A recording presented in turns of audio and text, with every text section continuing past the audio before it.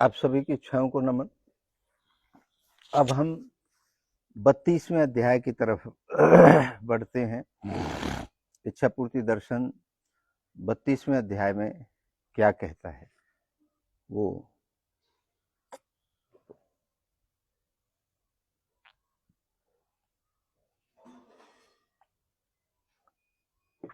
उस पर चर्चा करते हैं।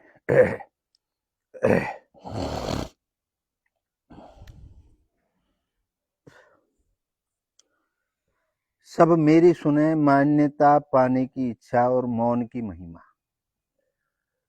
ये टाइटल है 32वें अध्याय का। सब मेरी सुने, ये मान्यता पाने की इच्छा और मौन की महिमा क्या है। यह इच्छा हर मानव में होती है, लोग मेरी बातों को सुने, माने और मेरी बात अंतिम हो, मतलब निर्णय मैं ही लऊं। यह अहंकार नहीं बल्कि मान्यता पाने की गहराई से उठी आवाज होती है। लेकिन जब यह इच्छा अति रूप ले लेती है तो व्यक्ति दूसरों की बातें सुनने में असमर्थ हो जाता है। जब आदमी में इसमें अहंकार हो जाए कि भाई मेरी सुने, मेरी माने, तो फिर ये गड़बड़ हो जाती है। तो फिर दूसरे की बातें वो सुनना नहीं चाहता, अपनी थोपना चाहता है। स्वामी राजेंद्र देव जी महाराज कहते हैं, यानी मैं कहता हूं, जो खुद को सुनना बंद कर देता है वही चाहता है कि पूरी दुनिया केवल उसी को सुने।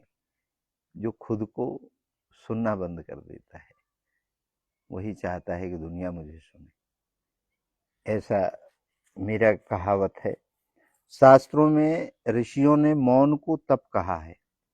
भीष्म पितामह जब सरसैया पर थे तो उन्होंने मौन रखा, क्योंकि उन्होंने समझा कि सब कुछ कहने की जगह सब कुछ जानकर मौन रहना श्रेष्ठ है। ये शास्त्रों में कहा गया है कि जब भीष्म पितामह सैया पर लेटे हुए थे तब वो मौन रहे और उन्होंने यही जान करके मौन हो गए कि जब मैं सब जानता हूं तो मैं क्यों बोलूं, मौन रहने में ही फायदा है।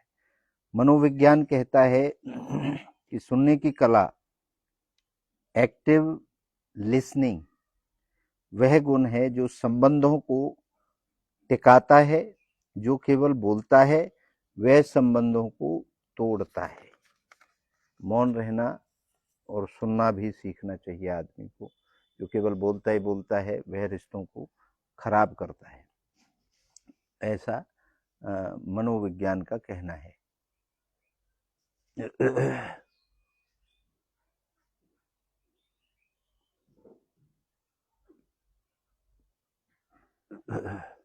आत्मचिंतन। क्या मुझे वास्तव में सुना जाना है या केवल मान्यता चाहिए?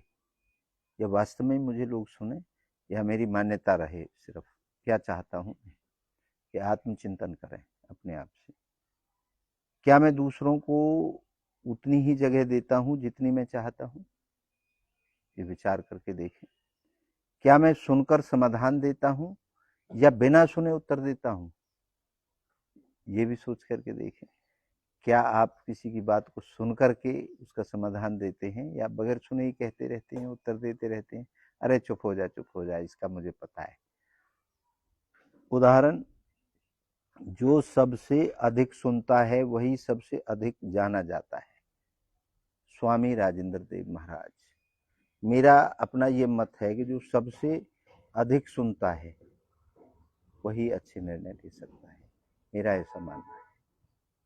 उदाहरण, जो सबसे अधिक सुनता है, प्रेम प्रसंग, एक प्रेरक प्रसंग है। एक बालक हमसे कहने लगा, मुझे कोई नहीं सुनता।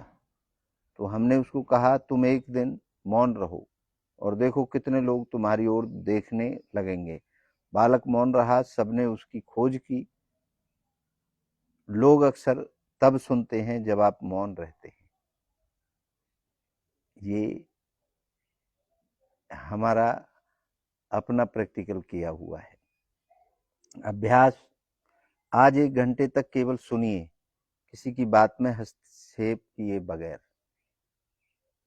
एक दिन आप 1 घंटे तक सुनिए केवल, किसी को रोको टोको मत।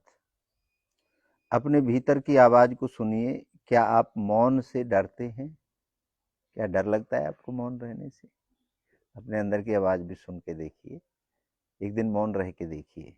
कुछ प्रश्न है आपके लिए। सब मेरी सुने की इच्छा कब संबंधों में दरार डालती है? अब विचार करके देखिए, सब मेरी सुने, ये इच्छा संबंधों में कब दरार डाल सकती है? भीष्म पितामह के मौन का क्या महत्व था? क्यों मौन हुआ भीष्म पितामह? सुनना और उत्तर देना कौन सा पहले आना चाहिए? ये विचार करके देखिए, उत्तर आपको पहले देना है या सुनना पहले है? ये अपने आप से सवाल पूछिए। 32वां अध्याय खत्म होता है। इसका निष्कर्ष दर्शन ने क्या लिखा है वो पढ़ते हैं। सब मेरी सुने की इच्छा का तब शुद्ध होती है जब आप पहले सबको सुनने का अभ्यास करें। जो स्वयं मौन को जीता है वही शब्दों की शक्ति को सही दिशा में ले जाता है। तभी वह इच्छा जो स्वार्थ की प्रतीत बन सकती है, सेवा की साधना बन जाती है।